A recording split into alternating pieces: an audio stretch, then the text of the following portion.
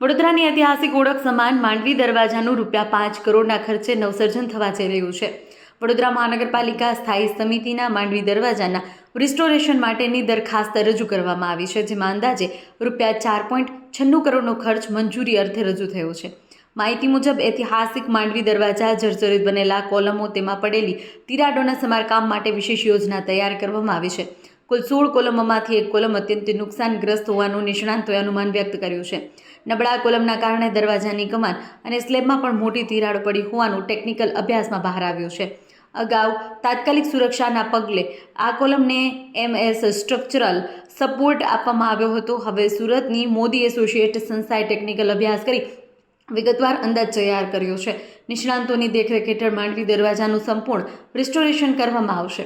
સમગ્ર કામગીરી દરમિયાન ઐતિહાસિક મટીરીયલ અને મૂળ બાંધકામની શૈલી જાળવી રાખવામાં આવશે, જેથી વડોદરાની ઐતિહાસિક શાન યથાવત રહે.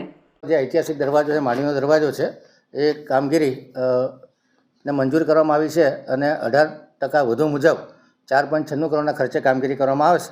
એનો જે ડિફેક્ટ લાયબિલિટી પીરિયડ હતો એ 3 વર્ષના બદલે વધારીને 10 વર્ષ રાખવાનો રહેશે. સાથે સાથે રોડન્ટ કંટ્રોલ એટલે કે ઉંદરોનો કંટ્રોલ કરવાની જવાબદારી એજન્સીને આપવામાં આવશે. આવી જ અપડેટ્સ માટે જોતા રહો TV17 ગુજરાતી, તમારી સાથે તમારી માટે.